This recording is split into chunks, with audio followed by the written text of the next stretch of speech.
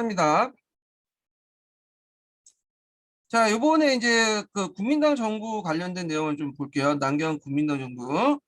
자, 훈정기 약법에는 이 명목상 언론의 자유가 보장되었다. 그러나 실제는 언론과 출판 관련된 법규 및 사상 통제를 위한 법규를 만들어서 신문 잡지를 포함해서 모든 간행물이 통제되었다. 자, 불법적인 존재로서의 토벌 대상이 공산당에 대한 언론 통제는 물론이고 삼민주의가 양립할 수 없는 모든 주의, 일단 국가주의, 무정부주의, 자유주의 같은 국민당 의견과 달리하는 사상은 모두 통제 대상이었다. 심지어 국민당 내에서도 집권당과 다른 파벌의 주장은 통제되었다. 자, 언론 통제의 주요 수단은 엄격한 사전 사후 검열이었다. 대도시에서 신문 잡지, 도서에 대한 사전 검열을 하고 불법 도서의 목록을 공포되어 출판, 판매, 구독 모두를 처벌했다. 그래서 간영 중앙통신사가 주요 뉴스 제공원으로서 언론 회계를 이루어졌다. 그래서 이건 뭐냐면 오늘날 이제 연합통신 같이 그 신문사에게 뉴스를 제공하는 데가 있잖아요. 이 통신사를 하나로 합쳤다는 거야. 그래서 실제로 이제 각 신문들은 이 통신사에 가갖고 그냥 소스만 받아와갖고 이제 보도를 하는 형태죠. 자, 검열 간의 수준 저하로 인해서 부당한 검열 사례가 늘어났고 혹시라도 통제에 벗어난 신문 잡지가 있다면 이를 폐간시키려는 언론인들 체포, 구금때나 암살까지 하는 그 폭력적인 방법 언론을 침묵시켰다. 그래서 이제 그 내용들이 있어요. 그래서 이제 신보 관련된 내용인데 이거 뭐 그 사례니까 각각 읽어보시고 자, 그래서 이제 이렇게 있고 그 다음에 넘어가서 자, 이렇게 폭력적인 언론 통제책에 대해서 당면의 관리의 부패나 정부 시책에 대한 비판적 보도를 언론 스스로 자제하는 자기 검열을 하게 되고요. 언론은 자기 검열은 결국 독재 체제의 문제점을 적시해 해결할 기회를 박탈했다. 또 예초부터 불법적인 존재라서 나름대로 강구책을 세우고 있던 공산당보다 중도주의고 자유주의인 세력이 언론 통제 대상이 되다 보니까 정부에 대한 지식인들의 반발이 커질 수밖에 없었고 헌정을 종식시키고 헌정을 실시해 민주주의를 당김으로써 공산당과의 대치를 포함한 중국 전반의 문제를 해결할 수 있다고 본 지식인들의 지향을 일부의 여지없이 정직된 상황이야말로 남경 정부의 취약점이었다. 이렇게 했죠. 자, 그 다음에 여기 밑에 이제 미국 초년의 그 미국 여학 당시에 이제 송씨 삼재매인데 요거 좀 볼게요. 앞에 제가 이제 설명했던 내용이에요. 그 송경련 전매들이 그 당시 그 소문가, 그 다음에 뭐 공상이하고 이제 뭐 그 당시 장개석과 결혼한 그런 내용들인데, 자 왼쪽에 둘째 딸 송경령은 소문가, 중간에 첫째 딸 송예령은 재력가였던 공상이와 오른쪽 막내 딸이었던 송미영은 장개석과 결혼했다. 그래서 1차 국궁합작 결렬 이후 장개석의 어떤 반공 정책에 비판한 송경력과 장개석 부인 송민영은 서로 적대적인 진영에 처해 관계가 단절되었다. 항일전쟁 시기에 2차 국공합작이 이루어지면서 자매들이 항일전 지원 사업을 합격했으나 내전 이후에 송동영은 대륙에 났고 송민영은 대만으로 가면서 다시 갈라섰다. 이렇게 있고요. 자, 그 다음에 근대화 시도를 볼게요. 예전에는 남경 국민정부에 대한 비판적 의견이 되게 많았어요. 그럴 수밖에 없었던 게 그 당시 공산당이 정권을 장악하다 보니까 자기가 예전에 타도했던 남경 정부에 대해서 상당히 까야지 자신의 이제 뭐냐면 정통성을 확보할 수 있잖아요. 그러다 보니까 남경 정권에 대해서 이제 뭐 그 뭐냐면 그 관료 독점 자본을 옹호하고 민족 자본을 발전 저했다. 지주와 매판 자본 간의 연합 정권이다. 이렇게 이제 보고 있는데, 그런데 이제 최근에는 좀 약간 이제 뭐냐면 긍정적인 시각들이 등장하게 되죠. 그래서 남경 정부가 내전과 외침이란 제약적 상황에도 불구하고 중국의 근대화를 추구하고 남들 중앙 집권을 뭐냐면 체제를 마련했다 이렇게 보고 있는데, 아마 이제 이거는 이제 그 개혁 개방 이후에 중국 공산당이 이제 그 체제 내 계획을 이제 강조하잖아요. 그래서 그런 측면에서 이제 좀 접근하는 것 같아. 그래서 예전에 남경 그 국민정부와 관련된 그 문제가 정책 관련된 내용이 재정 정책 관련돼서 한번 문제가 나왔어요. 통세 설치, 통세 신설 관련된 내용에서 한번 나왔거든요. 그래서 요거 한번 좀 볼게요. 네, 요걸 보기 전에 제가 좀 정리 좀 하고 나서 강조를 하죠. 그러니까 최근에는 남경 정부가 이제 그 내전과 외전이라는 제약적 상황에도 불구하고 중국의 근대화를 추구했다. 예, 이렇게 이제 보는데 첫 번째 외교적인 그 측면 보면 청나라 때 이제 마련했던 여러 가지 불평등 조항도 있죠. 이런 것들 많이 개선했다는 거야. 그래갖고 이제 완벽한 관세 자주권 회복이나 그 다음에 영사재권과 폐지를 이루지 못했지만 새 조약에 의해서 관세 자주권을 구정했고요. 나름대로 주권의 해소에 노력을 하는 성과를 거뒀다는 거. 그 다음에 이걸 바탕으로 해서 관세가 증가되고요. 그 다음에 통일세가 신설되죠. 요걸 예전에 시험문이 나왔죠. 이걸 이제 줄여서 뭐라고 하면 통세라고 해요. 통세. 통세를 신설했다. 예전에 이제 문제가 됐던 세금 이금이죠. 이금. 근데 이금이 이제 군벌 시대 때는 이제 뭐냐면 일종의 통행세가 많이 걷었는데 이게 문제점이 뭐냐면 그 당시 군벌도 여러 세력도 있다 보니까 각 지역을 통과할 때마다 이금씩 한 번씩 다 걷는 거야. 네. 그러니까 이제 여기 그 국내에서 이제 물건을 만들어도 경쟁력이 없어. 외국 제품 입점할 때도 외세 입점할 때도 외국 자본가들 입점할 때 이게 물건이 들어오면 이금 때문에 자기 물건값이 올라가잖아요. 잘 판매가 되지 않겠죠. 그래서 이제 그 당시 관세 자주권 논쟁을 할 때, 회복 문제를 할 때, 이 이금을 폐지시켜라. 그러면 너네들 한번 생각해 주겠다. 그래서 그 이금을 폐지시켰어요. 그 대신에 통일 소비세를 이제 신설했어요. 이거 통세하는데 한 번 이제 뭐냐면 세금이 붙으면 그게 계속 어느 지역 가든 다 똑같은 통과되는 거야. 그래서 예를 들어 이제 뭐 1,000원짜리 물건이 있다면 100원짜리 이제 뭐냐면 100원 쪽으로 또 통세를 부과하면 1,100원이라는 가격이 전국적으로 이렇게 통일된 가격으로 이제 정립이 된 거야. 자, 이게 이제 뭐냐면 이금 폐지 대신에 실시한 통세였다. 그래서 이금을 폐지함으로써 그 당시 관세자 주권을 회복하는 데 크게 역할을 했고 그리고 이제 국내 경제 기반을 마련했다라는 데 의미가 있다고 볼 수가 있어요. 그래서 요 이금 관련된 이금 폐지와 함께 통세 신설 관련된 내용이 예전에 기출문에 나왔기 때문에 꼭 읽어보세요. 이걸. 예. 이거 꼭 기억을 해두세요. 예, 이 부분은. 그래서 연세를 정리하는데 세수를 확보를 해서 권력 기반을 확보했다는 거. 예, 그런 것도 있고요. 여기는 안 나왔지만 법회를 발행했어. 법회. 그러니까 국민당 정부가 그 당시 이제 국민당 정부가 법회를 발행해서 합회를 통합시켰다. 예전에는 각 지역별로 군별별로 막 지표를 막 찍어냈잖아요. 자, 그런 것들 이제 하나 통합을 시켜놨다. 예. 자, 이런 것도 좀 보시면 될 것 같아요. 자, 이거는 이제 어디 자세히 나와 있냐면 강자중국사나 뭐 이런 데 좀 나와 있는데 요 관련된 내용을 이제 좀 볼게요. 나머지는 이제 그 한국의 중국사에 있는 내용인데 요거는 강제 중국사에 있는 내용들만 읽어볼게요. 1758번을 볼게요. 자, 남경 정부는 일본의 중국 진출에 확대 갈등이 붙던 영국과 미국 등 서구 열강부터 차가 얻는 한편 국내 중앙 집권의 강화를 증사할 수 있는 영역이 넓어진 데다가 공채를 발행할 수 있었고 28년 이래 꾸준히 관세 자주화 노력의 본실로 1930년 12월 해관 신세치를 공포함으로써 이게 중요하죠. 자, 관세 수입이 증가되었고 비록 일본의 경제 침투도 부분적 결손을 받지만 크게와 재정 상황이 호전되었다. 자, 이에 심의뭐 전국 경제위원회가 조직되고 도로기관 사업 등 농촌에서 경제 건설 힘을 쏟았다. 이런 내용이 있고요. 자, 그 다음에 경제 구조를 보면요.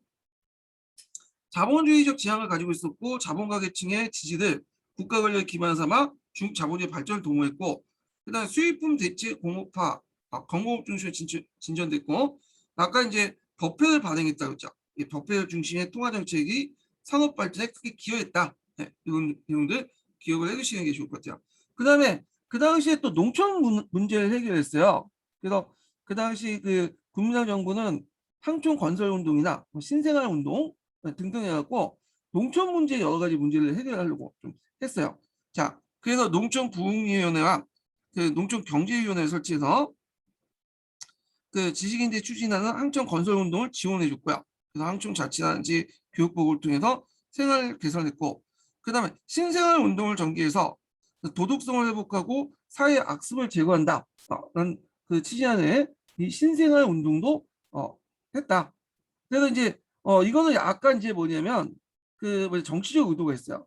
이 공산당 지배로부터 수복한 지역에서 고유 문화를 다시 일으키는 정치적 의도를 가지고 했다. 그러니까 사회주의를 뭐냐면 방문하고 어떤 고유한 이제 뭐냐 그러니까 유교 같은 것들 다시 유교적 어떤 그 가치나 도덕 같은 걸 부흥시키려고 했다. 이렇게 이제 보시면 되겠죠. 자, 그러면 이제 관련된 내용 한번 좀 읽어볼게요. 자, 근대화 시도 보면, 자, 남경 국민정부는 비록 초기에 반장 전쟁을 진압하는 데 성공하게 했으나 끊임없는 내전과 국내 건설 사업의 내전으로 국내 건설 사업에 많은 차질이 빚었다. 자, 안으로는 공산당의 도전과 박근혜 일본의 침략에 직면해 근대화를 추진해 나갈 시간적, 공간적 여유를 가질 수가 없었다. 공산당은 제1차 국공합작 결렬 이래 농촌 배후지에 독자적인 근거지와 소비에트 정권을 세울 만큼 세력을 확장하고 있었고, 이 부분 다 이제 공산당 할 때 좀 얘기를 하고요. 일본은 만주로부터 하북지방까지 침략의 손빛을 뻗치고 있었다. 그러니까 국민당 정부가 안은 부정부패도 있었지만 또 안팎으로 이렇게 위기도 있었어요. 어려움이 있었죠. 자, 모태통이 장개석의 남경 정부를 중국혁명의 타도대당인 지주와 매판자본가의 연합정권을 구성한 이래 남경 정부는 관료 독점점을 옹호한 그 민족 자본을 발전을 저해한 것이고 부정적 평가를 받았다. 그러나 최근의 연구 성과들에 의하면 남경 정부는 내전과 외침이나 제약적 상황에도 불구하고 나름대로 중국의 근대화를 추구했다. 특히 이 외교적인 면에서 이제 눈을 볼 수 있는데, 자, 외교적인 측면에서 비록 국력이 약해 완벽한 관세 자주권 회복이나 영사재판권 폐지를 이루지 못했지만 나름대로 1928년에서 30년 사이에 체결된 새 조약에서 관세 자주권을 구정하는 등 제국주의 세력을 빼앗긴 주권의 해소를 노력해 어느 정도 성과를 거두었다. 이렇게 있죠. 자, 관세 자주권 회복으로 국민정부는 관세를 인상할 수 있었고, 또한 국내 산업의 보호에는 관세를 마련해 각종 산업지 정책을 펼쳐서 공업정책 정책에 대한 통일 소비세를 부과할 수 있었다. 그리고 통세라고 하죠. 통세 관련된 내용 시험 문제 나왔고, 이 통세 신설은 뭘 전제로 했다? 이금 폐지를 전제로 한 거야. 이금을 폐지하고 통세를 실시했고, 이금 폐지를 했기 때문에 뭐 완벽하진 않지만 관세 자주권도 이제 확보할 수도 있었죠. 왜냐하면 그 영국이나 미국 그런 나라는 이금 폐지를 전제로 해갖고 관세 자주권을 이제 좀 확립해 주겠다. 그러니까 관세권을 나름대로 회복시켜 주겠다라고 이제 합성을 했기 때문에 그런 건데, 자, 관세 증가와 소비세의 신설 외에도 그 당시 이제 정부는 염세 정리에 세수를 증가시켰다. 그러니까 외채 의존의 재정 자립도 낮은 원세의 정부나 군벌 시대에 비해 시대에 비해서 보면 남경 정부는 민국 시대에 들어와 처음은 사상청 풍부한 중앙세수를 확보해 권력 기반을 확립하는 데 성공했다. 자, 경제적인 측면을 보면 정부가 자본주의 지향을 가지고 있었고 또 자본가 계층의 지지를 국가 권력에 기반하고 있었으며 중국 자본주의 발전을 도모했다. 자, 이게 이제 절강자본이죠.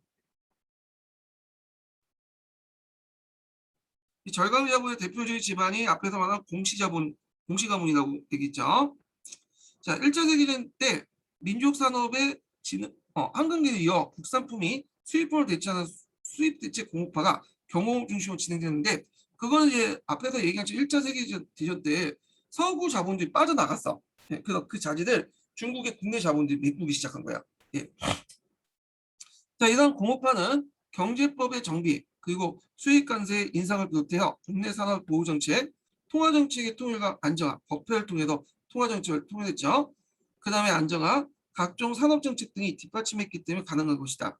자, 그 다음에 이제 국민정부의 통화 정책은 산업 발전에 크게 도움이 되었다. 종래는 각종 은화를 기본화해 동전과 지폐 등을 멋대로 유통되는데, 이런 은본위제에서 국가적인 어떤 은가의 번도했다. 외국환이 크게 오르나 인해서 국내 경제에 영향을 미쳤다. 그래서 국민정부는 1933년 일정한 무게를 중심한 금을 매기는 은량을 폐기하고 폐지 개혁을, 그러니까 은량이라는 것은 은을 매개로 해갖고 동전 지폐를 이제 하는 건데, 이게 이제 은이 왔다 갔다 하면서 이제 지폐의 안정성을 이제 해치니까 아예 이제 폐지 개혁을 이제 실시해서 신용도로 전국의 은행이 발행 법회로 통일했어요. 예. 그래서 이제 이 정부가 이제 신용도를 부과해서 법회를 이제 발행함으로써 했던 거죠. 그래서 종전에 은을 매기 위한 어떤 은본위 체제에서 지금처럼 이런 정부의 어떤 재정 정책이나 금융 정책 같은 것을 바탕으로 한 통화 정책을 바탕으로 한 법회로 통일했다는 거죠. 전국의 은행이 법회를 매입함에 따라 외국 환율도 안정됐다. 은화의 높은 환율과 은화 유출에 따른 금융난을 시달렸던 중국 경제는 회제 개혁 이후에 급속히 경기가 회복되었다. 물론 이 시기에 이제 경제 발전이 항상 숱한 것은 아니었다. 세계공황과 일본의 만주 점령의 영향, 또 잦은 내전과 자연재해에 인해서 1930년대 공장 수와 자본력의 감소를 보이기도 했다. 그러나 전체주부와 미국 시대의 이전의 정권 때와 비교할 때 미국 시대 이전의 정권과 비교할 때 국민정부는 경제 발전한 측면에서 일정한 성과를 보였다.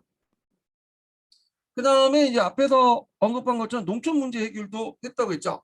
그래서 그 당시 그 농촌부흥위원회나 중국 경제위원회를 두어서 1920년대부터 지식인들이 추진했던 항촌 건설운동을 지원함으로써 농촌 문제를 도모했고요. 예, 항촌 건설운동. 자, 그 내용은 주로 항촌의 자치, 교육보급을 통한 생활 개선을 요청을 둔 것이다. 아울러 1차 대전 후 패배의 이제 잿더미 속에서 강구 부상된 독일, 이탈리아를 학습대상으로 삼아 예의 염치 원칙에 따라 뭐 도덕성을 회복시킨 건데 유교적인 어떤 거죠. 유교적인 어떤 그 윤리 이런 것들 따라서 구도덕을 회복하고 사회를 악습을 써내는 신생활을 실천하는 신생활 운동을 추진했다. 자, 이는 정치적 의도가 있는데 공산당 지배로부터 수폭한 지역의 고유 문화를 다시 일으키는 정치적 의도를 가지고 있다. 하지만 대체로 국민정부의 항촌 건설운동이나 신생활운동은 농촌의 토지 소유 불균 등이나 근본적인 문제 해결은 미치지 못했다는 평가가 있다. 그래서 예전에 뭐 그냥 부정적인 평가에서 이제는 좀 긍정적인 평가도 대두되고 있다라고 보시면 되고요. 또 그와 관련돼 갖고 그 당시 관세 자주권 회복이라든지 그 다음에 뭐 이금 폐지 대신 통세 설치 이런 것들 예전에 한번 시험 문제 나왔으니까 좀 기억을 해주세요. 예.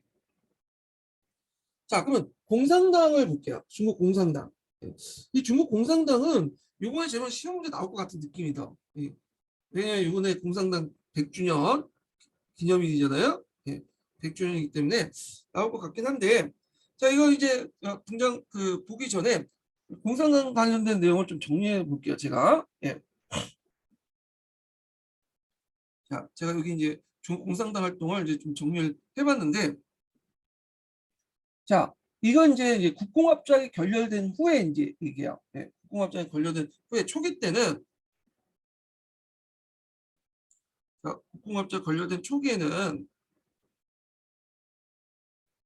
잠깐만요. 이걸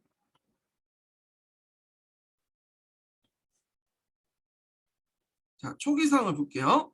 자, 초기 상황 때는 그 당시 이제 그 중국의 중국 공산당을 누가 이제 실권을 장악했냐면 모택동이 실권을 장악한 건 아니에요. 모택동은 나중에 실권을 장악한 거고 이 초기 때는 극자 모험주의 노선이라고 하는 그 애들이 추구했던 애들이 권력을 장악했어. 이게 이제 보통 이제 중국 공산당사에서 1차, 2차, 3차 이렇게 얘기하는데 이게 차례도 밑에 있죠. 그래서 이때 이제 극자 모험주의 노선은 구추백, 이립삼, 왕명 이렇게 있는데 처음에는 1차가 구추백, 2차가 이립삼, 왕명 이렇게 있고 왕명은 이제 소련하고 이제 연결되는 거야. 소련의 유학파 출신이거든요. 왕명과 이제 그 부분에 유학생들 중심에서 지도부를 장악을 했었는데 이 극자 모험주의 노선이라는 말은 어디에서 좀 많이 들어봤죠? 여러분들 신간을 해체할 때 신간을 해체할 때 국제 배경으로 극자 모험주의 노선 막 이렇게 나왔잖아요. 그래서 이 말 자체는 주로 모택동 중심이야. 예, 모택동은 주로 이제 뭐냐면 자신을 합리적이고 중심을 보고 모택동 노선을 그래서 약의 중간을 보고 이쪽에 이제 우쪽으로 가는 애는 우파라고 하고 공산당에서 이쪽에 좀 자기 의견과 좀 다른 또 급진적인 애들 좌파라고 했어. 네. 그래서 얘네들은 이제 극자 모험주의 노선이라고 붙인 거죠. 그래서 이 극자 모험주의 노선의 주요 내용은 뭐냐면 그 공산당 그러니까 이제 중국의 공산화를 소련의 소비에트 방식으로 하는 거예요. 소련의 소비에트. 소련의 소비에트 방식은 뭐죠? 네, 먼저 도시를 장악한 다음에 농촌을 장악하는 방식이죠. 이게 이제 뭐냐면 방법이야.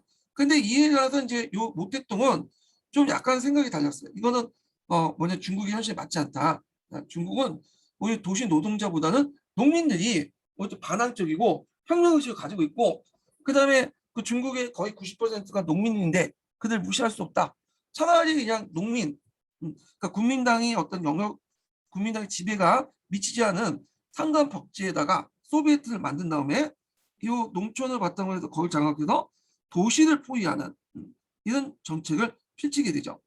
근데 이제 이런 모택동 노조는 그 초창기 때는, 그러니까 국공합작 결렬 직후에는 그렇게 반영되지 못했어요. 한동안.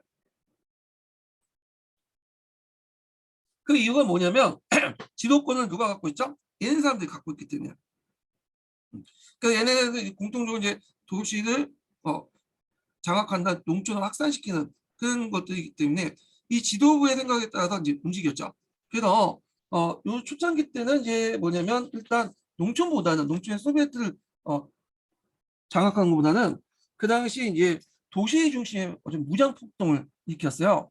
그래서 대표적인 게 이제 뭐냐면 뭐 남창 폭동이라든지, 이거 국공합작을 이제 뭐냐 딱 결렬하자마자 이렇게 이제 했던 거죠. 예. 그래서 남창 폭동, 그래서 1단계야, 1단계. 그래서 도시를 이제 뭐냐 폭동의 근거지로 삼고 여기를 이제 혁명의 근거지로 삼으려고 했던 거죠. 완전히 이제 뭐냐면 그 소비에트 방식이죠. 그래서 이걸 이제 구추백이 이제 했거든요. 그래서 이걸 이제 뭐냐면 제1기 극자 모험주의 노선이라고 해요. 1단계 1기고, 그 다음에 2단계 이제 들어가면 요때는 이제 농촌과 연계해. 농촌을 끌어들이지만 중심은 어디예요? 도시 폭동이야. 도시에서 폭동을 일으켜서 하는 방식이죠. 예.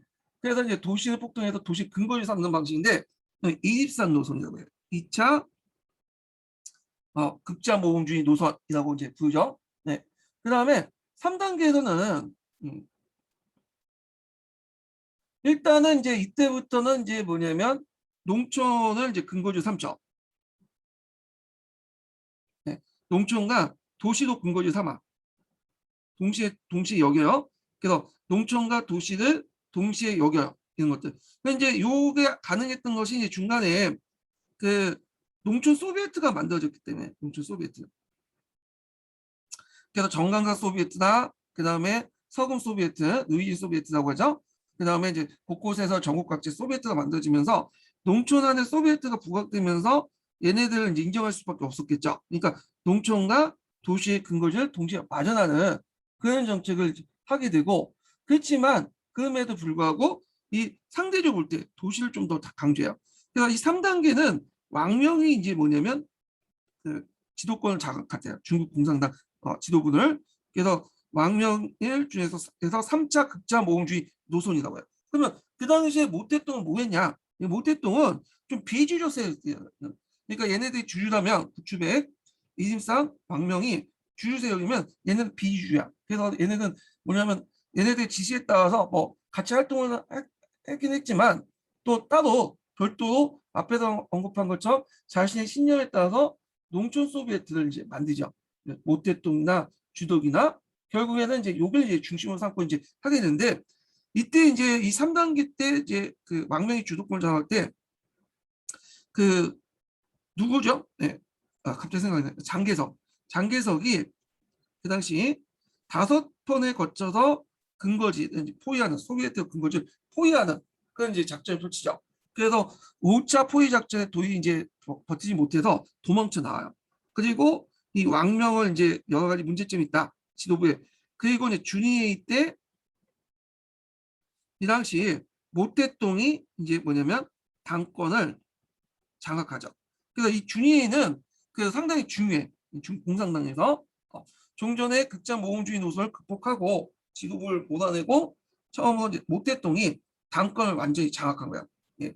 그래서 모택동의 노선, 농촌을 강조하면서 도시를 포위하는 그런 것들이 이때 확립됐다, 이렇게 보시면 돼요. 그래서 그 앞전대까지는 이렇게 도시 중심의 위주였죠. 예. 그래서 농촌과 연계하는 것도 있고 있지만 기본적으로 어떤 소비에트 그러니까 기본적으로 소련식 방식을 추구했는데 모택동 때부터는 중국식 방식, 중국식 공산주의가 확립됐다 이렇게 보시면 돼요. 그래서 요걸 이제 마련한 계기가 됐던 회의가 이 준위회의니까 요거 좀 기억을 해주세요. 모택동이 당의 실권을 장악했던 회의다. 이렇게 기억을 해두시고요. 자, 그래서 이제 크게 보면 이제 도시주의에서 노동자 중심의 어떤 도시주의 노동자 중심의 위주에서 단순히 농민 독점했던 그런 거에서 농촌 중심의 농민 중심으로 바뀌었다. 이렇게. 그래서 여기는 극장 모금주의 노선 세 차례 있었죠. 그다음 농촌 위주는 아까 이제 모택동 노선이죠. 이런 식으로 바뀌었다. 이렇게 이제 보시면 되고. 자, 그러면 도시 중심의 무장폭동을 볼게요. 자, 요거는 이제 1차 극장 모금주의 노선이죠. 이 구출백이야. 예. 그래서 여기는 주로 이제 뭐냐면 도시를 중심으로 한 거예요. 도시. 이 도시에서 폭동을 일으키는 방식이죠. 자, 그래서 이제 1차 국공합작 결렬 후에 그 국민투쟁을 통해서 국민당이 항거하고 독립적인 농촌 토지 혁명 달성 및 도시의 근거를 마련해라는 코미티는 지시가 내려요. 그래갖고 이제 이때 남창에서 폭동을 일으키죠. 남창은 어디 있냐면 그 당시 이제 강소성인가? 예, 강소성이 있어요. 강소성의 성도예요. 이게 성도. 거기서 이제 주도기 주도해서 이제 익혔는데 고의적 국민당의 포위 때문에 실패했다. 왜냐면 일시적으로 이제 대도시를 장악하긴 할 수 있어요. 근데 장악해도 국가 국민당군이 정해경을 파견해서 거기 포위해버리면 항복할 수밖에 없잖아요. 자, 그래서 이제 이런 내용들 좀 기억을 해두시면 되고요. 그래서 이제 이때 진독수에서 구체부의 그 교체가 됐다 이렇게 이제 기억을 해두시면 되고요. 진독수는 우경 기회주의 노선인데 구추백은 이제 그 자경 그 간쪽 그러니까 뭘까 그러니까 극장 모금주의 노선이죠. 자, 그래서 이제 일단 코멘트는 지시에 따라서 이렇게 했는데 이 남창이 폭동이 일어나서 실패했는데 이때 진독수가 국민당 당수였어요. 근데 이제 이 실패를 쓰고 이제 물러나고 실제 구추백이 이제 정권이 장악하게 되죠. 자, 그러면서 이제 더 강하게 뭐냐면 도시 중심의 폭동으로 넘어가게 돼요. 이런 것들을 좀 기억을 해주시면 될 것 같고요. 자, 그 다음에 추수폭동을 볼게요. 추수폭동. 자, 그래서 이제 이 추수폭동 계급 갈등 이용해서 모택동 지도하에 호남을 중심으로 전국 각지의 폭동을 일으켰고요. 그래서 모택동이 나름대로 지도부는 장악하지 않았지만 자기 나름대로 강주 지역에 소비에트 건설을 하려고 했지만 실패를 하죠. 뭐 이렇게 이런 것도 있고. 그 다음에 2차 그 극장보험주의 노선을 볼게요.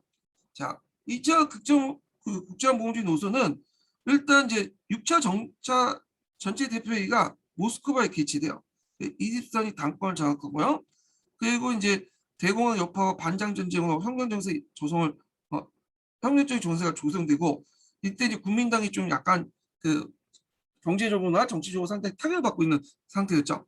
그래서 국민당이 뭐냐면 그 장악하지 못한 그 농촌을 일단 장악해서 도시를 포위해서 도시 안에 노동자 총파업을 형성해 도시를 공부하게 무장 투쟁을 했다. 근데 여기 주의할 것은 이때 농촌의 이제 근거지는 일종 보조적인 거고 이건 도시를 강조하는 거예요. 도시. 그러니까 일단은 농촌을 해서 권력을 장악한 다음에 도시를 포위해서 도시 안에 있는 노동자 총파업에서 얘네들 주도로 해갖고 뭐냐면 혁명을 일으킨다 이렇게 생각한 거예요. 그러니까 이때는 농촌은 주도적인 게 아니라 보조적인 거였다 이렇게 보시면 될 것 같아요.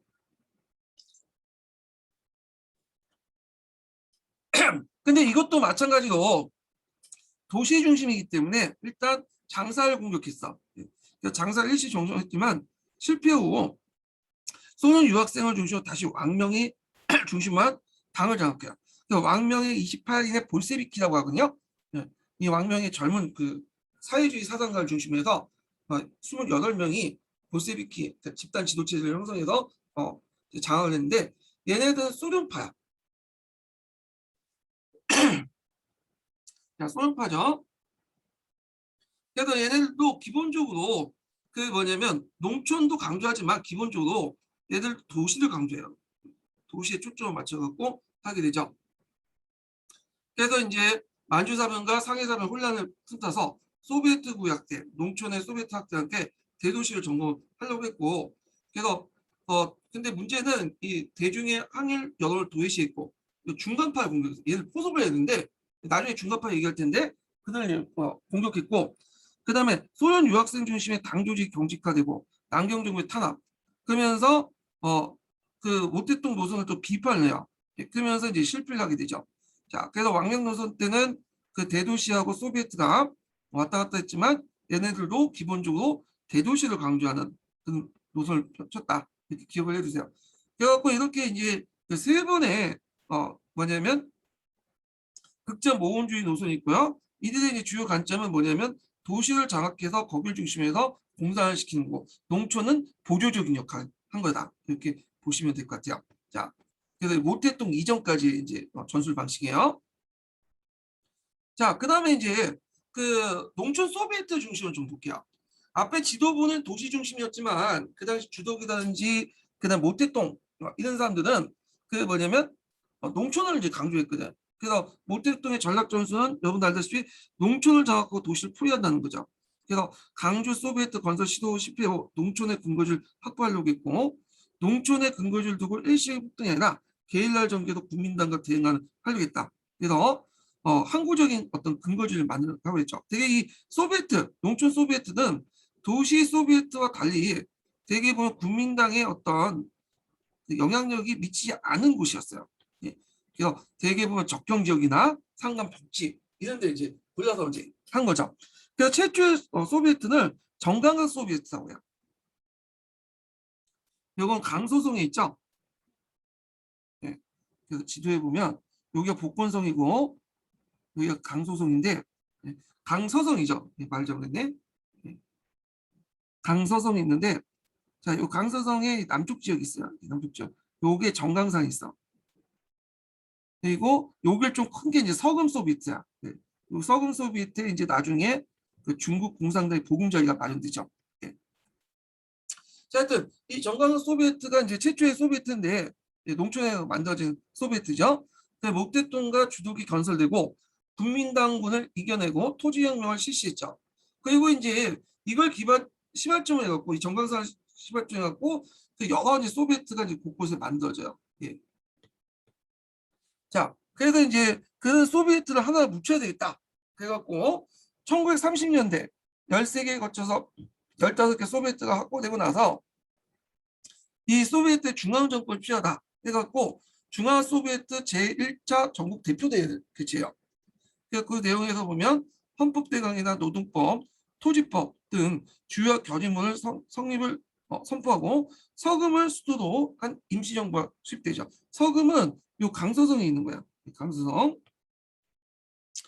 모택동과 주석을 모택동과 이제 그 주덕을 중심으로 한 체제를 확립했다. 주덕이죠. 그래서 이제 이 모택동과 주덕은 예전부터 농촌 지역의 소비에트를 건설하자고 했던 거야. 그래서 이제 모택동이 주석을 취임하죠. 근데 주의할 것은 모택동이 주석을 취임했다고 해서 중국 공산당을 장악했냐, 그건 아니에요. 이거는 중화 소비에트라는 어떤 그 거야. 중화 소비에트 그 국가 조직이죠. 여러 소비에트를 하나 묶어서 만든 그 정부야, 일종의. 근데 그 공산당은 일당 독재 국가이기 때문에 정부의 주석이 제일 높은 사람이 아니에요. 국가의 주석이 제일 높은 사람이 아니라 누가 당 총서기가 실제로 당을 장악한 사람이 제1인자야. 그러니까 아직까지 모 대통령은 당권을 장악하지 못한 상태에서 자기가 이제 추진했던 소비에트 계획이 어느 정도 성공하니까 그걸 하나 묶어가지고 국가 주석으로 이제 올라간 거야. 그렇지만 당권은 계속 그 망명 같은 그런 사람들이 장을 하고 있었죠. 자, 소비에트 세력들이 점점 커지니까 농촌 소비에트가 크니까 이제 국민정부가 공산당을 토벌하죠. 5번에 거쳐서.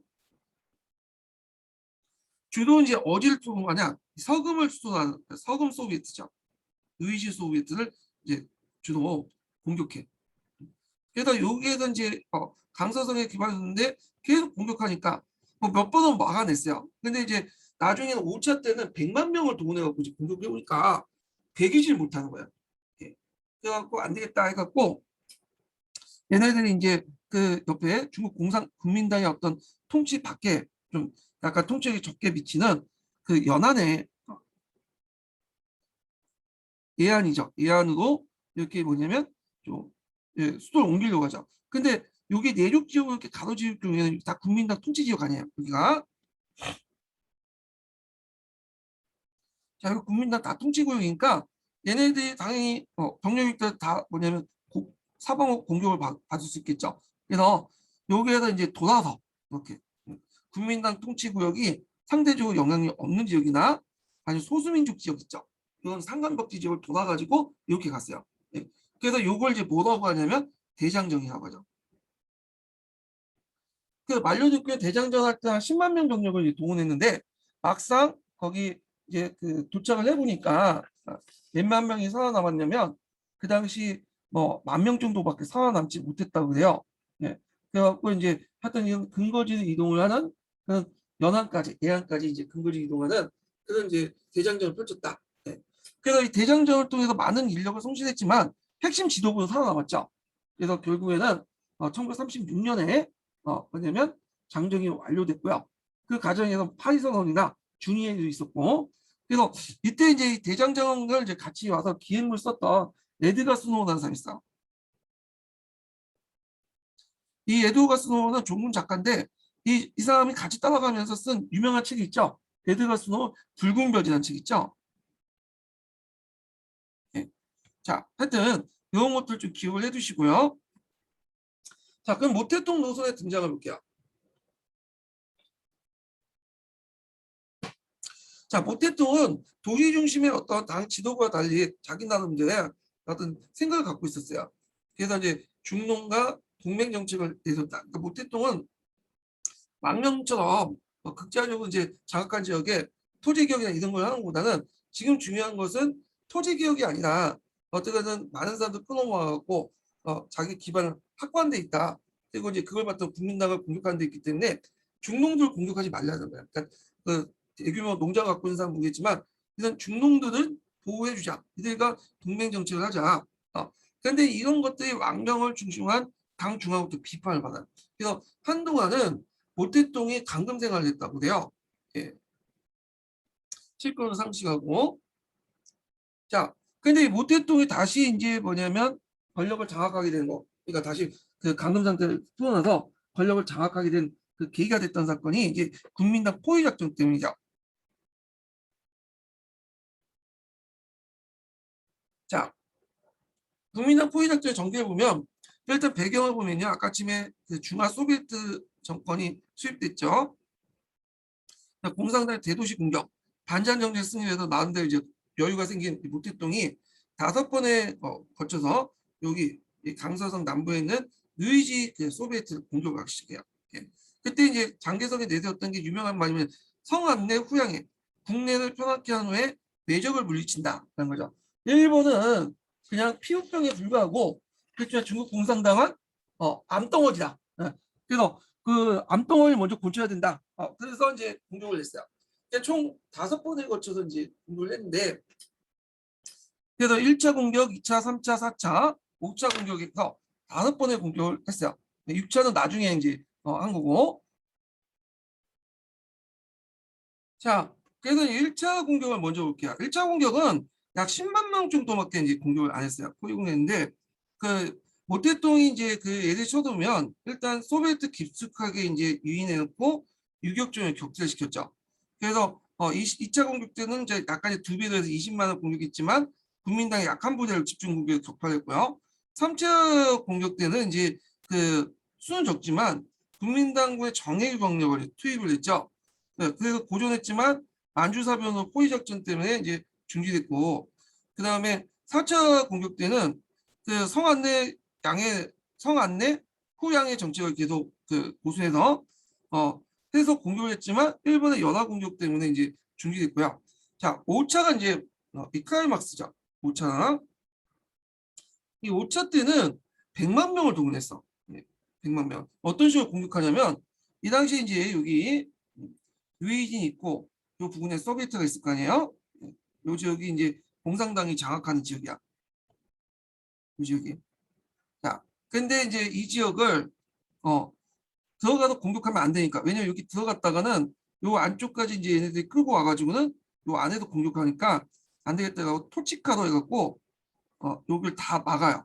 독일 고문단의 지도 아래 이 토치카 콘크리트 토치카 이렇게 다 막아서 일단 장벽을 쳐놔. 그리고 나서 하나하나 이제 쭉 펴나가는 거야. 요 길을 이런 식으로 1단계 요 정도 먹고 여기 있는 주민들 다 소개시키고 이런 식으로 또 해갖고 또 먹고. 자, 그러니까 이제 안 올 거라서 공격하는 방식이 안 통하죠. 그러니까 이제 얘네들이 이거 안 되겠다. 이거 계속 있다가는 말려 죽겠다. 이렇게 생각을 하게 된 거야. 그래갖고 뉴이진에서 이제 벗어나서 여기 보시면 이렇게 해갖고 예난까지 이렇게 가죠. 예난까지. 그 중간에 이제 모태동의 단권이라가 준이가 있었고 그 다음에 2차 국공합작이 계기가 됐던 파리선언도 하고요. 이건 좀 나중에 얘기하려고. 그래서 결국에는 34년에 실시한 그런 과정 시작해서 36년에 대장전이 마무리되죠. 자, 그런데 이제 그 모태동 누구야?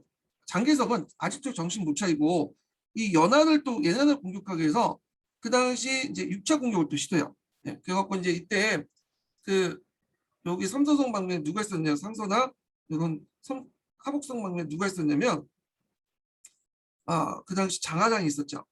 장하장을 시켜가지고 여기 공격해라. 근데 장하장이 반대했죠. 그래서 결국 그걸 독촉하기 위해서 서안까지 갔다가 장하장에게 잡힌 사건이 나. 포위돼서 잡혔죠. 그래서 이걸 서안 사건이라고 하죠. 그래서 결국에는 서안 사건으로 중단되고 결국에 약속을 해갖고 앞으로 전쟁이 나오면 참여하겠다. 국공합작이 했다. 그래서 제2차 국공합작이 기반이 되죠. 예. 요거 부분은 뒤에 있으니까 다시 좀 얘기할게요. 그래서 이제 모태동이 이제 중심에서 서금에서 애양까지 그 뭐냐면 그 대장전을 펼쳤다. 이렇게 보시면 되고요. 예. 자, 그리고 준위의 결과 이제 그 도중에 펼쳤던 이 준위의 있죠. 준위의 결과 이제 그 5차 포위 공격에 대한 대응 실패 논의의 교체에 거쳐갖고 그 당시 왕명 같은 28명의 소비에트 집단 지도부가 이제 해체되고요. 모태동 지도 노선이 정립되면서 당권을 장악했다. 이렇게 이제 보시면 될 것 같아요. 이 준위에는 상당히 중요한 회의니까 이렇게 기억을 해주세요. 예. 자, 그러면 이제 다시 이제 한국인의 중국사 이제 볼게요. 공산당 관련된 데서. 자, 국공합작이 결렬된 후에 공산당은 무장을 국민당이 한 거에 독립적인 농촌 토지혁명을 이끌어 나간다는 방침 아래 주독 등 공산당 시야의 군대를 동원해서 1927년 8월 1일 날 남창에서 폭동을 일으켰다. 예.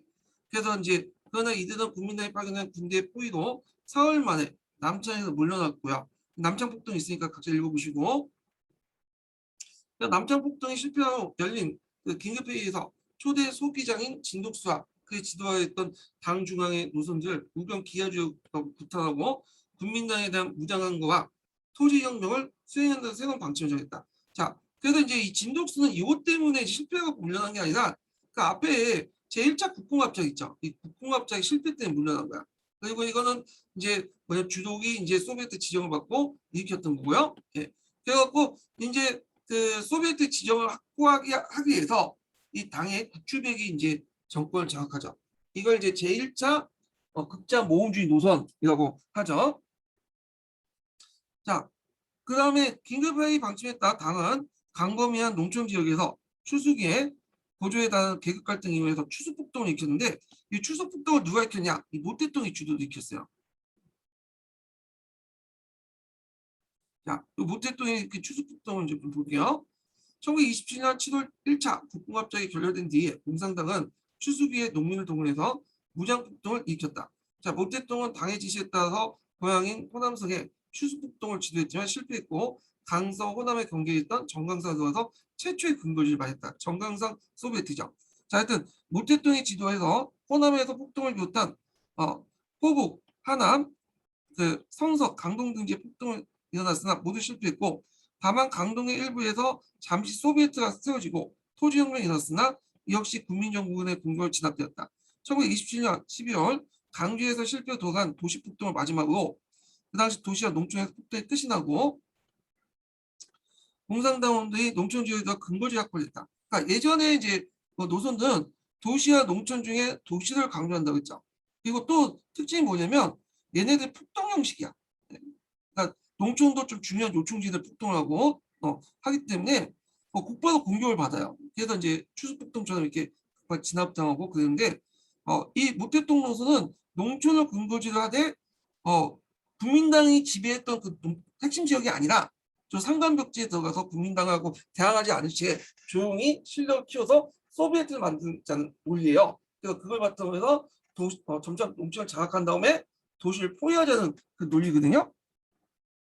자, 그렇게 하여 형성된 가장 대표적인 근거지가 모택동과 주독의 정가상의 근거지였다. 정강상의. 먼저 모택동이 군대 안에 공산당 집을 두고 정권을 당의 정적위원회가 통일적인 지휘하게끔 부대를 개편한 후 정강상에서가 군의 규율을 엄정하게 현지민들의 마찰을 취소하면서 근거지를 확보했다. 자, 이어 남창폭동에 패한 주독의 군대가 합류했다. 자, 모택동과 주독은 코미테를 지시했다. 자신의 부대를 홍군 제4군이라고 명명했다. 정강상 근거지는 국민정부군의 공격을 이겨내고 더욱 확고하게 하면서 토지혁명을 시행했다. 자, 이쯤에 이제 국민정부군의 추격을 받고 위기에 처한 공산당은 1928년 모스크바에서 제4차 정체 대표대회를 열었다. 여기에서 구추백의 노선을 자경 맹동주의라고 엄격히 비판받고, 자, 구추백의 노선은 그 도시와 농촌에서 폭동을 일으켜서 근거지를 마련하자는 거죠. 특히 이제 도시 중심의 어떤 그런 사고 방식인데, 자, 이걸 비판을 받게 돼요. 그래서 이제 이 대회에서 노동자 출신의 항출반이 정치국 주소로 최고 지도자였으나 실제 이립산이 주를 장악했다. 자, 이립산도 거의 비슷해요. 예. 그래서 주로 이제 농촌을 이제 이용하긴 했지만 얘들은 마찬가지로 도시 중심이야. 도시 중심에서 폭동을 일으켜갖고 뭐냐면 거길 근거지 삼자는 그 사고 방식이거든요. 자, 이립산이라고 했지만 책마다 이립산이라고 있어요. 또 지금 자, 그래서 있고 1930년대 들어 공항의 여파와 반장 전쟁으로 혁명적인 전세가 조성되었다 보고 농촌으로부터 도시를 포위하면 도시 안에서 노동자 총파업이 평성하여 도시를 점검하기 위한 무장투쟁을 지시했다. 그래서 잠시 장사를 점령했다 퇴각한 후에 각 도시의 총파업과 무장폭동은 큰 손실을 남긴 채 실패로 돌아가게 되었다. 공산당은 회의를 열고 이립산 노선의 착오를 비판하고 홍군의 도시공격을 중지하게 됐다. 자, 이에 당은 망명의 21 8명 볼세비키나 젊은 유학생들로 지도에 들어갔다. 자, 그 사이에 이제 소비에트 지역이 나오죠. 그럼 왕명의 정책은 뭐냐? 일단은 도시나 농촌을 동시에 중요시 여겨. 예. 그렇지만 아직까지는 이제 도시에 장악하기 힘드니까 농촌의 근거지를 두고 최종적으로 도시를 장악하자는 거야. 그러니까 얘네들도 도시를 이제 근거지를 한 건 마찬가지. 다만 지금은 유보를 한 거야. 얘네들은. 그래서 이제 일단 뭐 이렇게 있는데 그 내용을 좀 보면 한편 그동안 근거지가 꾸준히 늘어나면서 중앙혁명 근거지를 비롯한 각지의 소비에트 지역이 늘어났다. 1930년대 공산당은 13개 성을 거쳐서 15개 다른 근거지를 확보했다. 자, 이에 소비에트 대표들이 1932년 11월에 중화소비에트 제1차 전국대표회에 소집해 헌법대강, 노동법, 토지법 등에 관한 중요한 건의안을 통과시켰다. 그리고 강서성 서금을 수도하는 임시중앙정부 수립을 선포했고, 자, 모택동이 중앙집행위원회 주석으로 주덕은 혁명국사위원회 주석으로 선출되어 정치 군사적인 측면에서 모죽체제를 마련했다. 자, 근데 요거는 당을 장악한 게 아니라 소비에트를 장악한 거야. 네, 소비에트 연합조직을 장악했다. 구에서 보시고 되고요.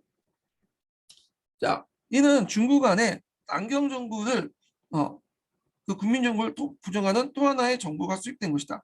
당연히 국민정부는 공산당 토벌정책을 더 강화시켜 놨다.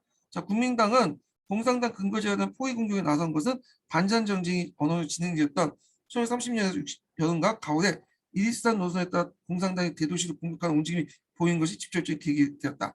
자, 공산당 그 세력이 점점 커져가는 것을 깨달은 국민정부는 반전 전쟁이 마무리되자 그 병력들 일부를 빼가지고 소비에트를 공격하죠. 5번에 거쳐서. 1930년 12월부터 다음해 1월 거쳐서 10만 명의 군대를 동원해 공산당 근거지에 대한 포위 공격을 시도했다. 자, 1차 포위 공격이었고요. 그러나 홍군은 국민정부는 소비에트 지역 깊숙이 떨어진 다음에 유격주를 펼쳐서 그 정예 병력이 부대가 아닌 그들을 격파했다. 이거는 좀 약간 이성급 부대였던 것 같아요. 이걸 이제 뭐라고 하면 종신 방어 전선이라고 해요. 이 공산당들이 모태똥이 자주 써먹는 방식인데 이 방식이 뭐냐면 적이 쳐들어오면 정규군이 쳐들어오면 정규군과 1대1로 맞붙으면 자기가 불리하니까 얘네들은 일단 자기 진영 안에 내부적으로 이렇게 깊숙이 들어오게 해요. 예. 그리고 나서 여기에서 얘네 들어오면 얘네들 치고 빠지고 이제 방식으로 이렇게 하죠.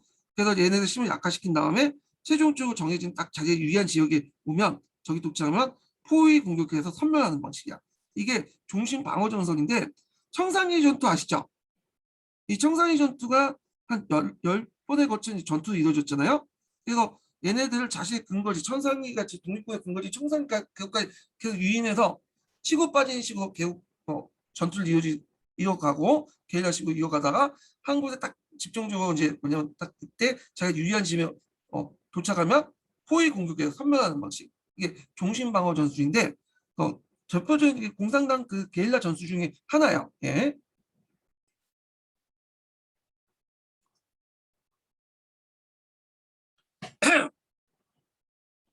자, 1차에 실패한 국민당 정부는 고려 1931년 봄에 20만에 가까운 병력을 동원해 2차 포위 공격 작전을 개시했다. 홍군은 국민당이 각 부대 간에 긴밀한 협조가 이루어지지 않고 있는 상황을 이용해 약한 부대를 집중적으로 공격하는 방식으로 이들 격파했다. 자, 둘째 하나의 예실비로 경각심을 가진 국민당 정부군은 장기에서 집계 정예부대 10만 명을 동원했어요. 그래서 3차 포위 공격인데 그 국민당 그 앞에 동원했던 부대들은 이제 약간 2성급, 3성급 부대들이에요. 그러다 보니까 무기나 이런 것 훈련 정도가 상당히 빈약하죠. 참고로 그 당시에 국민당군들은 그 개인당 소총을 지급이 안 돼갖고 몽둥이나 칼을 쏴왔다 그래요. 근데 이제 국민당 직계 부대 같은 경우에는 최신식 그 총과 기관총 그리고 탱크도 가지고 있었다. 장갑차도 갖고 있고. 그러니까 이제 전투력이 상당히 높은 부대죠. 그 부대는. 자, 하여튼 그때 이제 정예병대 10만 명을 동원해 1931년 여름에 3차 포위공격을 개시했다. 자, 이번에는 홍군이 고전을 멈추지 못하고 있었는데 결정적인 순간 운이 좋았죠. 만주에서 이제 일본군이 침략정제 만주사변을 일으켰어.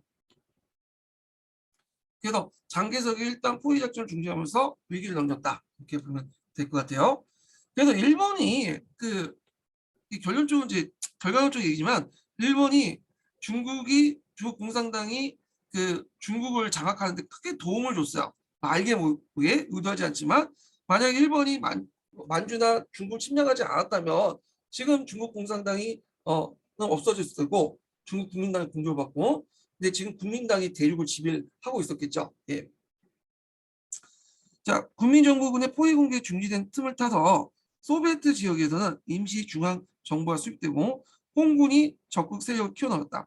자, 국민정부군은 일본의 정전협정을 맺고 대외적 위기가 소강 상태에 들어가자 국내를 안정시킨 후 외국 침략을 막아낸다는 선 안내 후양의 정책 이거 기억을 해두셔야 되겠죠. 이걸 고수해 1932년부터 33년 거쳐서 4차 포위 공격을 했다. 그러나 장개석이 중앙 소비에트 지역으로 공격할 준비가 하고 있을 때 다시 일본이 연하 지역을 침공해 드자 이때 연하는 이제 오늘 내몽고 지역이에요. 뒤에 좀 얘기할게요. 그래서 국민정부군은 그 군대를 그쪽으로 이동시켰기 때문에 아무런 성과를 거두지 못하고 끝이 났다. 자, 이어 1933년부터 34년까지 거쳐서 5차 포위 공격을 이루죠. 이게 이제 클라이막스죠. 여기가. 그래서 종전대로 이제 뭐냐면 그 소비에트 진영으로 들어간 게 아니라 일단 소비에트 지역을 포위를 공격해요.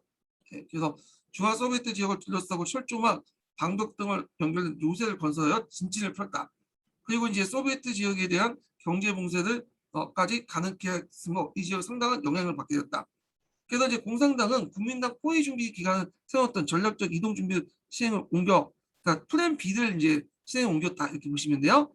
그래서 뒷날 장정이라고 불리는 탈주를 시작했다. 그래서 서금의 근거지를 포기하고 1934년 10월부터 1935년 12월까지 1년에 걸쳐서 장정의 어려움을 겪은 끝에 살아남은 홍군을 겪은 끝에 살아남은 홍군은 섬서성 예난에 도달했죠. 장정 도중에 홍군이 기주성 준위에 도착했을 때 이거 외워두시고 자 준위에 도착했을 때 그다음 공산당은 정치국 확대회의를 열고 5차 포위 공격에 대한 대응에서 실패에 대한 검토를 했다. 그리고 이제 군사적 실패의 책임을 물어 당 지도부를 새로 개편했다. 그때까지 장 지도부를 지배했던 망명 등 소련 유학생이 지도권을 상실하고 모택동이 정치국 위원이자 중앙군사위원회 주석으로 당 지도권을 장악했다. 참고로 지금 중국 공산당의 세 가지 요직이 있어요. 국가 주석하고 그다음에 당 총석이 그다음에 군사위원회 주석이 있어요. 이게 이제 핵심 포인트인데 여기 그 중에 제일 실권이 있는 게 뭐냐면 군사위원회 주석이에요. 군사위 주석. 그래서 모 대통령이 예전에 이런 말 남겼죠. 권력은 총에서 나온다고. 네. 그래갖고 실제 군사위원회 주석을 장악한 사람이 실권자야. 실권자야. 그래서 군사위원회 주석을 장악해갖고 당의 지도권을 장악하게 되죠. 자, 그래서 이후 모 대통령이 생각한 중국 공산당이 모 대통령 중국 공산당 유일한 지도자로서 지휘를 끝까지 고수했다. 네. 그래서 준위가 상당히 중요한 회의이기 때문에 꼭 기억을 해두시고요. 자, 밖으로는 일본의 침략이 격화되고 가고 있음에도 불구하고 장기석은 여전히 성안 내 후양해 정책을 고집을 해서 성서성에 밀려난 공산당 근거를 근절했다면서 6차 포위 공격을 준비하죠. 그러나 당시 공산당이 이미 내전에 정지하고 공동의 항해를 주장하는 곳 있었으므로 강범위한 지식인 학생층, 중간층들이 공산당을 많이 지지했고 장기석이 내전에 대한 반대 분위기가 있었어요. 결국에는 뒤에 설명했지만 6차 포위 공격 도중에 일어난 사원 사건으로 국민당과 공산당의 합작으로 항일 전쟁이 이루어졌으므로 소기의 성과를 거두지 못하고 종교에 끝났다. 이렇게 보시면 될 것 같아요.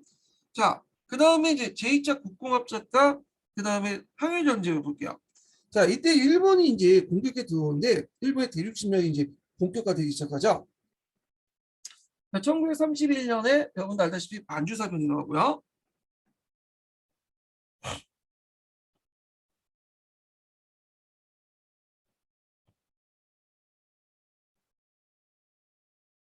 자, 만주사변이 일어나고 그리고 1937년에 중일전쟁이 일어나잖아요. 그리고 1941년에는 이제 확대돼서 태평양 전쟁이 일어나요.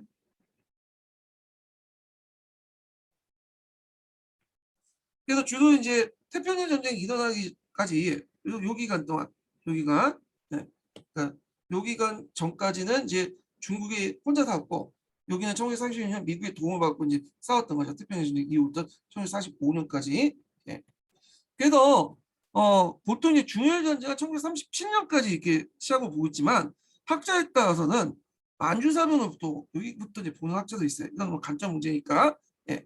자, 그러면 여기 일본의 침략을 대응해서 주체는 누구냐? 주체는 공산당이 아니에요. 예. 주로 일본군과 싸웠던 사람들은 국민당이에요. 국민당과 그다음에 일본군이 정규군을 하고 있었죠.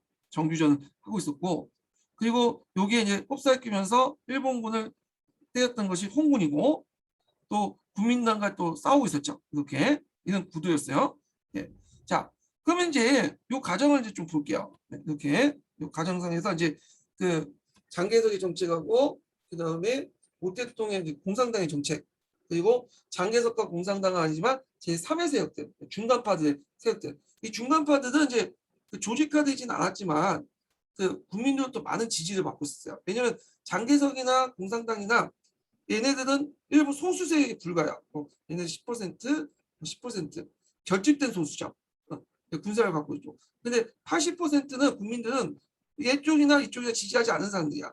그렇죠. 결집되지 않지만 얘네들이 어느 편에 쓰느냐에 따라서 국민당이 권력을 장악 계속 유지할 수 있고 공산당이 정권을 국민당 권력을 뺏을 수 있는 그런 상황이었죠. 근데 이 중간파들을 이들 대변해요. 중간파들은 시민이라든지 학생이라든지 등등 여러 세력들 구성되는데 이 중간파들 적극적으로 누가 포섭했냐?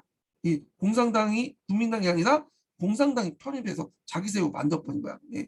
그래갖고 이제 얘네들 포섭해갖고 국민당 공격을 했던 거죠. 결국에는 이 전략에 먹혀들어서 국공내전 때 공산당이 승리할 수 있는 배경이 돼요. 네. 그게 이미 이제 뭐냐면 일제가 침략하는 과정에서 이루어졌다는 거죠. 요 항일운동 과정에서. 자, 그러면 요거 이제 좀 관련된 내용을 좀 볼게요. 자, 일본의 침략과 항일운동 전개 과정은 예전에 한번 시험을 나왔어요. 그래서 요걸 한번 좀 정리를 할 텐데, 예. 제가 이제 정리한 게 있어요. 표가 있는데 표를 보면서 좀 정리를 해보죠.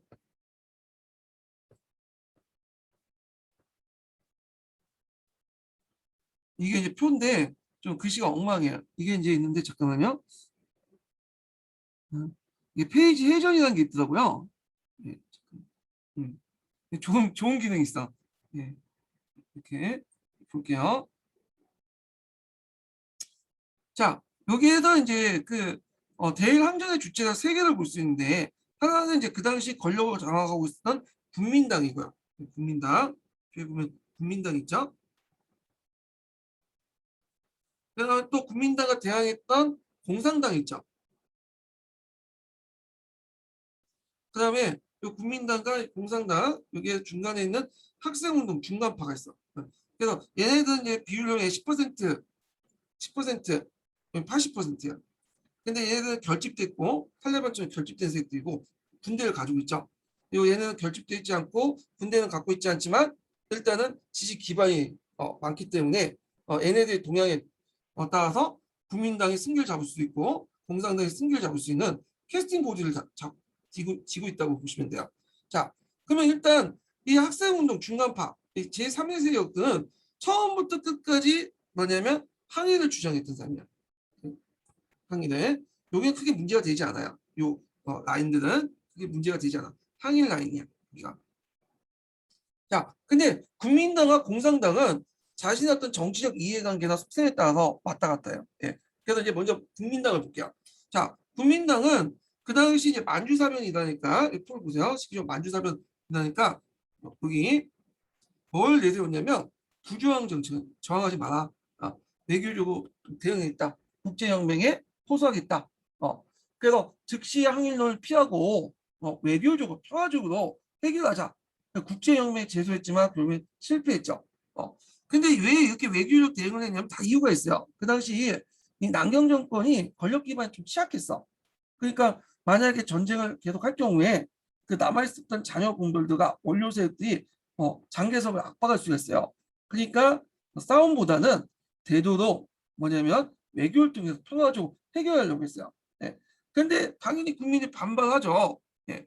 그래갖고 이제 이런 것들을 했고 그 다음에 1932년 32년은 일명 저항, 일명 교섭이야. 자, 32년에 무슨 사건이 났죠? 보면 제1차 상해사변이 나요. 제1차 상해사변은 뭐 때문에 났어요? 그 당시 일본이 만주를 점령하고 나서 그 당시 국제연맹에서 니트 조사단을 파견하잖아요. 그래서 니트 조사단 파견하니까 그 보고서를 내고 일본의 이제 그 침략은 침략 전쟁이니까 물러나라. 근데 일본이 물러나기 싫으니까 또 국제사회에 또 눈이 있다 보니까 이제 자기가 직접 통치하는 것보다는 만주국을 세워요. 자, 만주국을 세우고 그다음에 청나라제 프리를 내세우잖아요. 근데 이제 이걸 만드는 과정에서 요 만주국의 어떤 비난을 건국 과정의 비난을 피하기 위해서 눈을 좀 피하기 위해서 제1차 상해사변을 일으켜 상해를 공격해 들어오죠. 그때 이제 국민당국이 동원되어서 한편은 저항하면서 또 한편은 교섭을 해요. 예. 그렇지만 이것도 넓게 보면 그냥 외교적 대응이 더 뭐냐면 초점을 맞췄다. 여기 보시면 돼요. 예. 그래서 있고 그 다음에 이제 이런 정책들이 이제 포함된 것이 성안내 후양의 정책이야. 유명하죠. 1933년에 이게 했는데 그때 이제 공산당 세력이 부각되니까 공산당 세력을 먼저 쳐내고 그 다음에 외적인 일본을 물리치자 이렇게 이제 주장해요. 예, 서한내 후양의 정책 이런 것들을 내세우는데 자 그래서 이제 있는데 이 서한내 후양의 정책이 나름대로 지속적으로 이제 가죠. 근데 당연히 국민들이 반발을 하겠죠.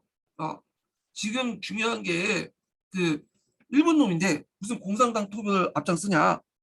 이 공산당 토벌은 너네들 정권의 문제뿐이지 장개석의 측면에서 합리적일지 몰라도 전체 중국의 어떤 측면을 볼 때는 이건 합리적이 못하다. 공산당보다는 당장 지금 일본을 공격해야 된다. 그 국민들이 이제 저항을 하고 그다음에 그 밑에 보시면 알겠지만 자구회나 중국 민권 보장 운동 등등 해서 이런 식 뭐냐면 그 운동을 하죠. 그래서 이런 그 운동들을 하게 되는데 그럼에도 불구하고 꿋꿋하게 성한내 후양의 정치에 대해서 장개석이 계속 공산당을 토벌을 하게 돼요. 근데 이제 그 장개석도 얘네들도 일본을 좋아했던 건 아니야. 어떻게든 일본은 토벌할 대상이지만 선호의 문제에서 공산당을 더 뭐냐면 먼저 타도했다고 보는 거야. 1순위로. 근데 장개석도 조금씩 이제 뭐냐면 그게 뭐냐면 점점 항전의 의지를 불타오는 사건이 일어나는데 그 대표적인 게 기동민무역이에요.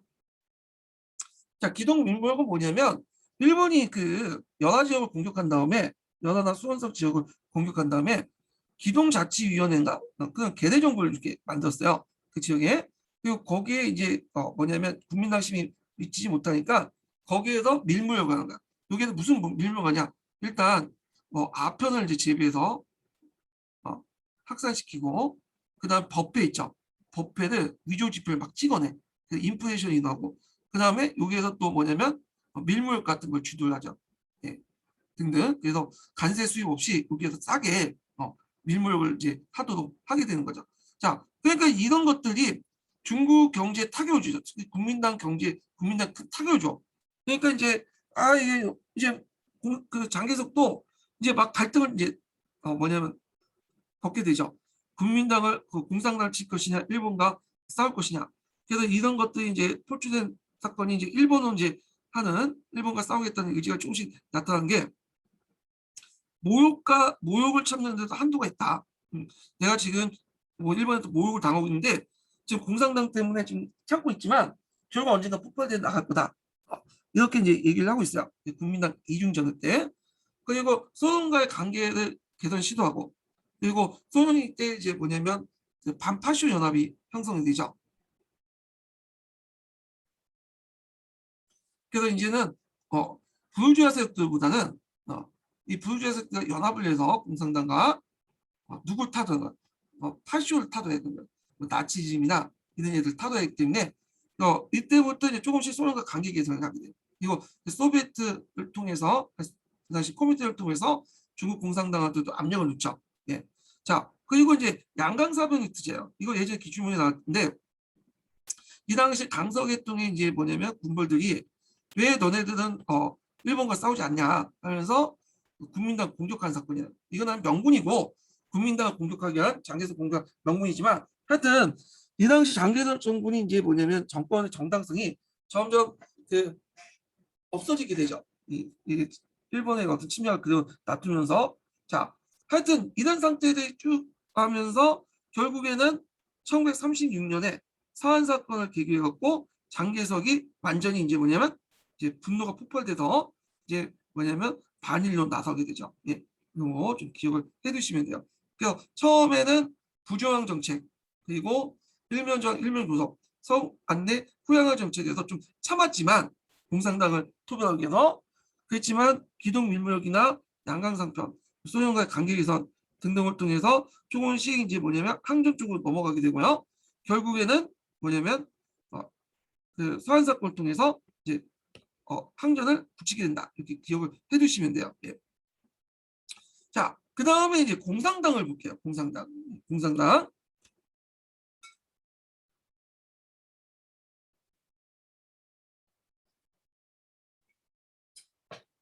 자, 공산당은 이제 일본이 이제 만주 사변을 일으키고 제1차 상해 사변을 일으키니까 표면적으로는 일본 비난해요. 근데 이제 속으로는 어떤 생각을 하냐면 자, 이참에 이제 뭐냐면 그 장개석을 공격해야 된다 이렇게 생각한 거야. 그래갖고 뭘 내세우면 반장 항의를 내세요. 항의를 내세웠지만 실제는 어디에 초점을 맞추면 반장에 초점을 맞추죠.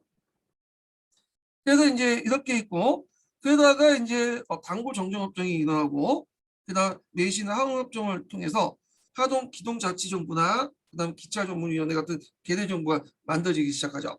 그리고 이제 이때 이제 그 요 과정이 속에서 뭐가 일어나냐면 애들이 이게 이렇게 이제 요 과정이에요. 요 과정 속에 여기에서 여기까지 여기에서 여기까지 무슨 사건이 나면 대장정이 나요. 그러니까 이때 이제 장개석 군에게 쫓겨가지고 막 도망갔던 시절 여기가. 근데 이때 이제 무슨 선언이 나냐면 8.1 선언이다. 8.1 선언은 이 실적 코미트의 지시를 받고 일어났던 거죠. 실적 코미트의 지시. 그래갖고 이제 이때 실적 코미트에서는 아까 6차가 왔는데 7차에서 제가 잘못만 했어요. 이때는 아까 얘기했처럼 자본주의 세력들과 연합해서 파쇼 세력을 타도해야 된다. 이런 지시가 되는 거야. 자, 그러니까 이제 8.1 선언을 계기하고 물론 장개석을 언급하진 않지만 장개석과 그 무리들, 그러니까 부르주아 세력들과 뭐 여러 세력들 합쳐갖고 그 항일을 해야 된다. 이런 게 주장해. 그래서 이걸 2단계를 보다 보면 피장학이라고. 그래서 항일을 주장하는데 장개석을 주체 생각하지 않았지만 일단 장개석과 그 기반이 됐던 세력들을 이제 모아서 했기 때문에 장개석에 압력을 줘서 항일을 선동했기 때문에 피장하기 나온다. 그래서 이거 있고 그래서 8.1 선언이 대표적인 선언이죠. 장개석 타도를 계속 외쳤지만 장개석을 혁명 주체, 그러니까 항일 주체에 내세우진 않았지만 장개석과 연계된 세력들과 같이 하자고 함으로써 뭐냐면 장개석 압박해서 항일을 이끌어내는 그 피장항일 정책을 했다. 그래서 이제 이런 내용들, 그래서 8.1 선언과 5호 통전 그 내용들 좀 기억을 해주시고요. 그리고 이제 1936년에 모택동이 장개석이 아까쯤에 모욕을 쳤는데 한도가 있다 했죠. 단결 엄호라고 하는데 이 단결 엄호를 지지한다 우리도. 그래서 이제 그 단결 엄호 선언을 지지를 하게 돼요. 그리고 이때 이제 단결 엄호가 아니라 요걸 잘못했네요. 설명을 잘못했는데 단결 엄호선은 이제 정구령이 이제 했죠. 그래서 그 앞에 뭐냐면 모욕을 참는데 한도가 있다라는 말 하니까 정구령에서 나도 그거에 대해 동감한다 하면서 단결 엄호를 이제 선언하고 이 단결 엄호를 누가 지지해 주냐면 그 정구령의 지지를 모택동이 지지해 주는 거야. 그러면서 이제 조금씩 장개석 간의 관계 개선이 좀 이루어지기 시작하죠. 예. 그리고 이제 동시에 이걸 지지하면서 모욕을 참는데 반원을 또 지지해주고. 예. 그래서 단결 엄호와 모욕을 참는데 지지를 해서 장개석의 이제 관계를 하고 그 다음에 민주공화국을 제시해서 국공합작을 통해 새로운 정부 모델을 제시하죠. 그래서 자신이 중간파를 포석하면서 단결 선을 지지하는 정부를 포석하면서도 장개석과 좀 약간 또 발언도 지지하면서 일종의 항전의 주도권을 장악하려고 하죠. 예.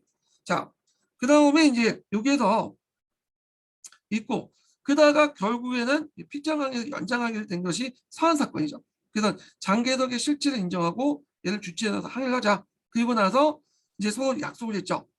나중에 중국이 다시 쳐들어오면 그 국공합작을 하겠다. 그래서 그 과정에 중일 전쟁이 일어나고 중일 전쟁이 일어나자마자 제2차 국공합작이 일어나죠. 예. 그래서 그 공산당의 관계, 공산당의 항일 공산당의 그 변화 과정을 크게 세 가지로 볼 수 있는데 처음에는 반장을 있고 두 번째는 대장정 과정에서 피장항의를 일으키고 그다음 관계 개선을 이제 했던 것이 단결 선을 지지하고 그다음 모욕을 참는데 한계가 있다라는 것도 지지를 하죠. 이렇게. 예. 자 그러면서 뭐냐면 새로운 이제 국공합작의 어떤 국가상 민주공화국도 제시하고 그리고 나서 서한 사건을 통해서 연장을 하고 나서 2차 국공합작이 이루어졌다. 이렇게 보시면 될 것 같고요. 그 다음에 이제 중간파 활동을 볼게요. 얘네들은 그냥 처음부터 끝까지 항의돼요.